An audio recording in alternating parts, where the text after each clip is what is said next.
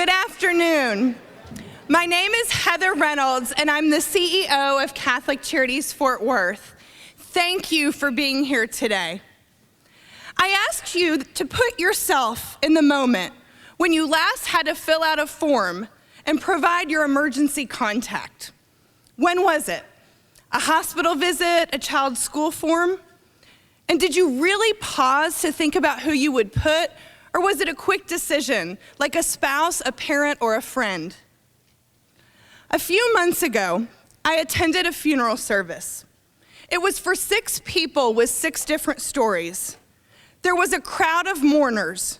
There were flowers, there were pictures, and there was a camping tent set up in the front. One of those pictures was a man everyone referred to as Pops, a man who lived in a tent in Sylvania Park for the last 5 years. Everyone who knew Pops, they loved his energy. They loved his jokes. He was the kind of neighbor that everyone wanted. He kept an eye out for others. He welcomed the new ones, even if his neighbors lived on the streets like him. 2 years of getting Pops to trust us. Regular visits to the tent that he called home. A man whose only refuge from life was a bottle of vodka. A man who caught on to the hope-filled energy of Catholic Charities and started to think that life could look different. We moved him into an apartment.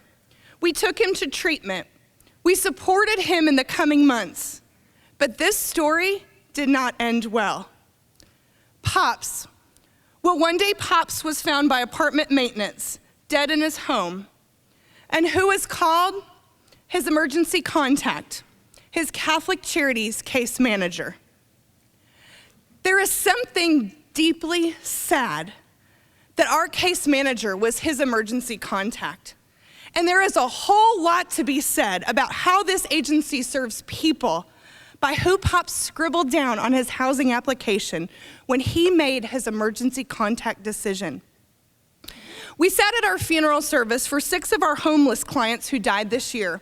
Some had died violent deaths. One woman, well, her body just gave out from living a hard life on the streets. One died at home in his camp near downtown Fort Worth, a place many of us go to work or for fun. 2 were found by our staff. None were mourned, none were celebrated, until our team pulled together a funeral to honor the lives of these 6 individuals.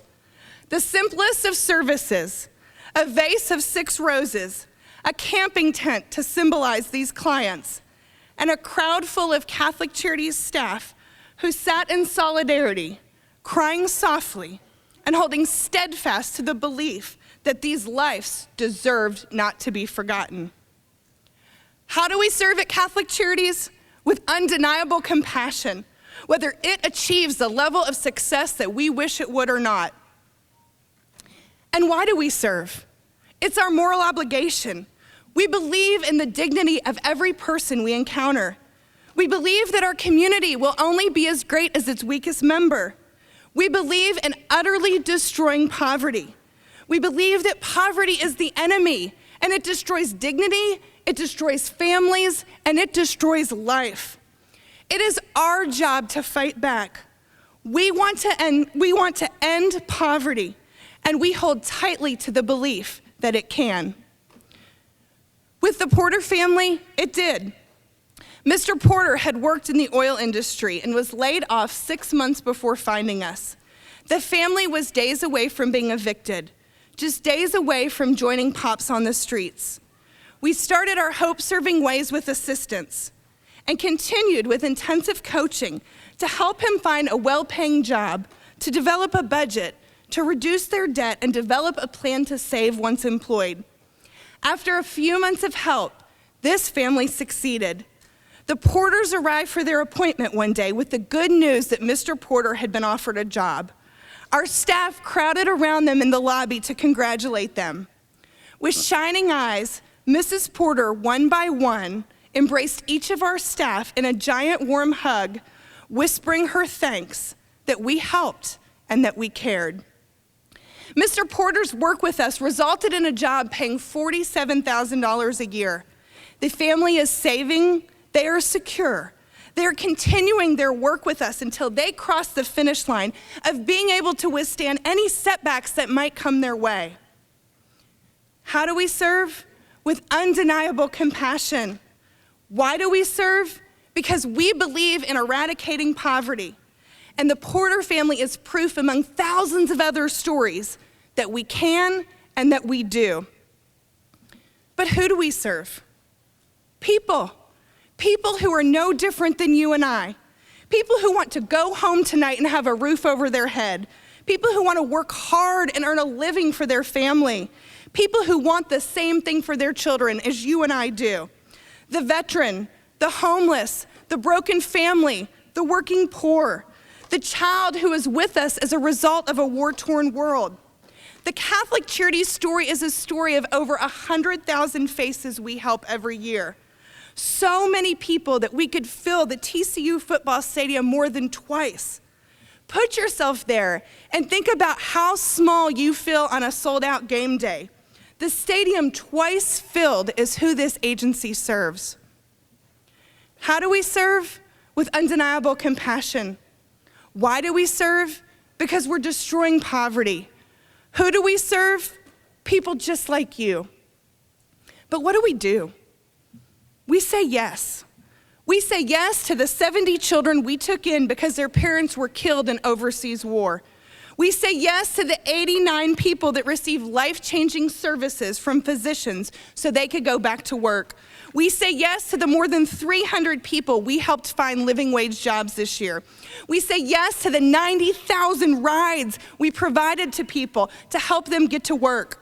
We say yes to leading within this community to solve problems that working poor families are facing. We say yes to researchers and economists who want to come in and review our work so it can be scaled up. We say yes to speaking on the national platform to influence public policy decisions.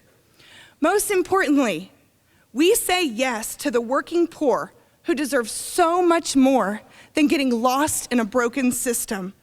One where they make too much to qualify for any sort of help. One that only band-aids their problems and then criticizes them for coming back through the doors. We say yes to destroying poverty. We don't stop until our families have reached the finish line, when they have earned a living wage, when they have no inappropriate debt, when they are off government assistance, and when they have 3 months of savings in the bank. We say yes to moving families from crisis to stability to eventually thriving. We say yes to this approach of serving because we know it changes families for today, but also combats generational poverty for years to come. This is what utterly destroys poverty. So what do? We say yes to families like the Porters and to people like Pops. Some we catch early and some we catch too late, but we are there with open arms to catch them and walk them on their journey out of poverty. We know we have real solutions, but for every family we are serving, we have to turn another away because of limited resources. Put yourself back at that TCU stadium. We feel it twice with those we can't help. The reality of our situation is that half the clients who come to us have no chance at all because we don't have the resources to serve them. That is why we need you. So I take you back to that funeral service. I take you back to the thoughts rolling in my head at the moment of what could have been and what should have been. I take you to my staff with shaky voices, with bowed heads, and with tear-stained faces. And with all of that top of my mind and all over my heart, I ask you this: push us forward. Give until it hurts. Say yes. And I promise you, every face we encounter will experience that undeniable compassion, emergency contact or not. Every face will be shown a way out.